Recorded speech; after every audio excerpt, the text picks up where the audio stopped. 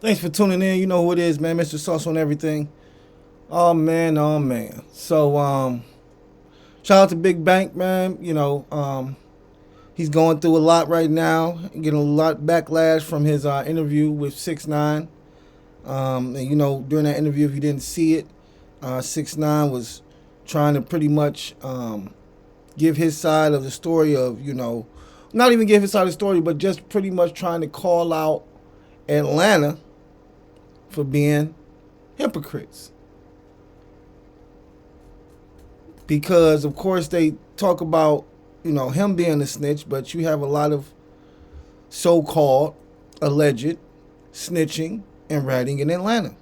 I mean, at one point in time, they were calling Atlanta Ratlanta. So yeah, there's a little stigma on Atlanta when it came to snitching. And 6ix9ine wanted to show people. I mean, I honestly think 6ix9ine definitely wants the culture to accept him again. That will never happen. It just won't happen. What you did, what 6ix9ine did is pretty much like unforgivable for real. Like the type of snitching you did getting up on the stand, and then I don't think, and then the little time that you did get or time served that you got, like there's no coming back from that. So the issue is now though, honestly, and I was thinking about this while I'm watching this new interview with it was with Big Bank, Ray Daniels, and a couple other people, and they were sitting around talking about what Big Bank did, and they were pretty much discussing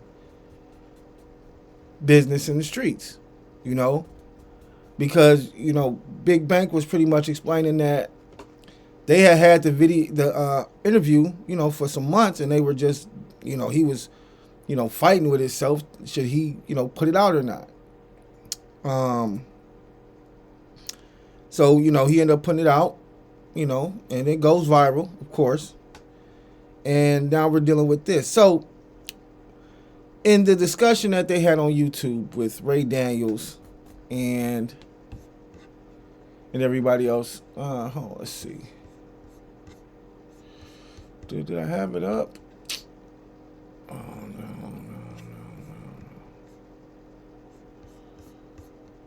Give me a second here. Let's see. No, I don't have it up. But, you know what? It's, let's see. I know Chigs, shout out to Chigs Smooth. He definitely just did something about that. Oh, I see he got a live premiering about Drake.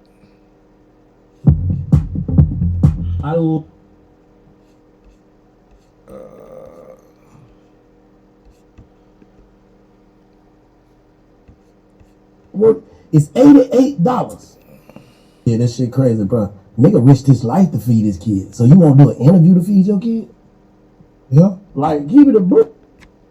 And when you get to that place like me, dog, like I got pride like a motherfucker. I'll go DoorDash to feed my kids with no problem. So if I'm gonna go DoorDash to feed my kids, I'll do an interview.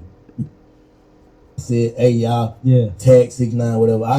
We already been trying to do this for months or whatever. They reached out first. Yeah.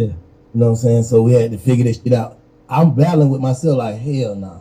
Hell nah. What am I? Hell nah. Nah. You know what I'm saying? Just keep it in the brick. But then I thought about it like, why not? You know what I'm saying? So I put it online. I'm battling with it. I put it online, see what it say. The usual suspects gonna call. Are you serious? Yeah. Yeah. Chain gang. Hell yeah. KK calling on. Hell yeah. Do that shit. What? You ain't talking. I agree with you. I just feel like when you have that place is when feeding your family is more important than your pride. Facts. And when you get to that place like me, dog, like I got pride like a motherfucker. I'll go DoorDash to feed my kids. Now, I understand what Ray Daniels is saying. Your pride. But I don't think this is really about pride more than it's about business. Now, pride does come into play with business, but at this point in time, I don't think this is really pride. I think this was just more business. And the fact of the matter is, the reason that this is a hypocritical situation or a hypocritical conversation is because just last month, Big Bank was talking about Gucci Mane and talking about how, he shouldn't have read, he should have kept the street. He's snitching by putting out the song, things of that nature. And you didn't give him the same benefit that you're giving yourself and that other many people are giving you, which is it's business. Like what Pooh Shiesty did himself, that was criminal. What Gucci was going to do was business. He was doing business. But because Gucci Mane chose to, go about it the positive way and do it the right way, because once again, he didn't snitch, honestly. He didn't snitch. He didn't rat. Somebody robbed him and and some of his friends, and somebody told. And if they told, whether it was Gucci or his bodyguard or the cameraman, whoever it was, it doesn't take away the fact that Gucci Mane was there to do business. He wasn't there to fight, shoot, get robbed, none of that shit. He was there to do business. And when he got there and business, turned out to be what it was, then yeah, I have to take the steps that I need to take to make sure that make sure I get my shit back and make sure that you suffer for doing what you did to me. Because the only other way you can suffer from doing something like that is if I, as a person, Gucci Mane, will go out there and actually do you harm or have somebody do you harm, in which we all know that shit wouldn't do nothing but come right back around to Gucci Mane, and he probably end up in jail somewhere for life. And who wants to do that when you got kids, family, a beautiful wife, millions of dollars in a bank account? Why am I gonna jeopardize all that to go to try to get some get back on a nigga that is just doing some crash dummy shit? That's why the name of this song was called Crash Dummies. So, I think people are starting to say it out loud, but you're starting to see real people in real time have to choose between the streets and business.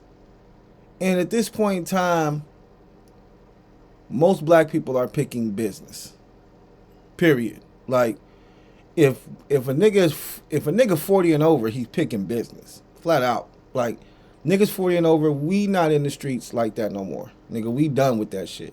Most real niggas 40 and up, when I say we not in the streets, I mean we not out there trying to shoot and kill and trying to rob and steal, none of that shit. If anything, niggas 40 years old, niggas still hustling, niggas still got bows, niggas still doing what they do, but they just not doing it flamboyantly or trying to be, at least the niggas that I know ain't. You know what I'm saying?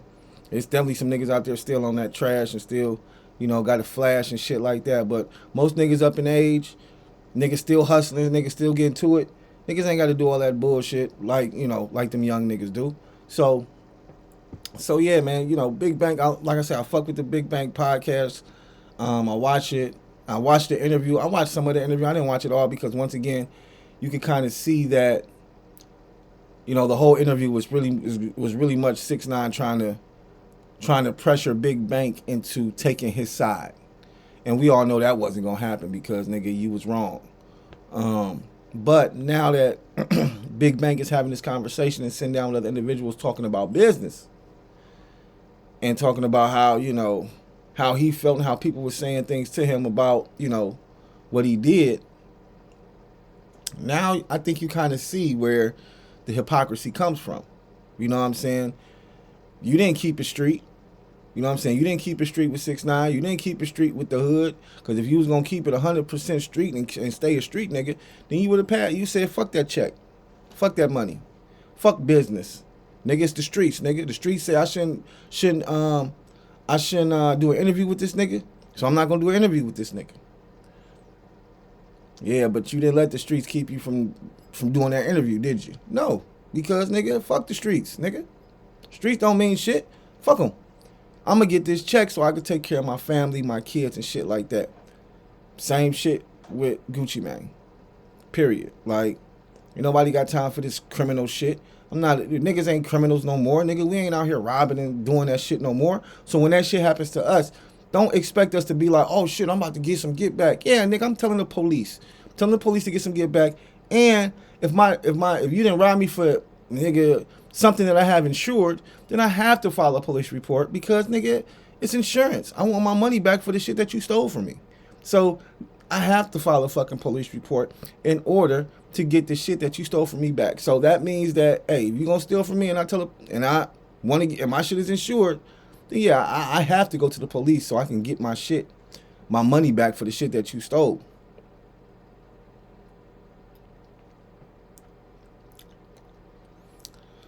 So yeah, that's, there's the hypocrisy. But shout out to Bank, shout out to Gucci.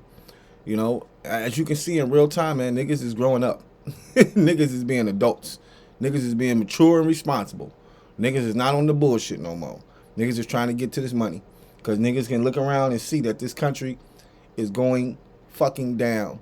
And if you ain't got no motherfucking money, if you ain't got no paper in your pocket, you going down with it. So make sure you guys click the link in the bio, like, subscribe, know what to do. Really appreciate the love. Shout out to Chick Smooth, man. Peace.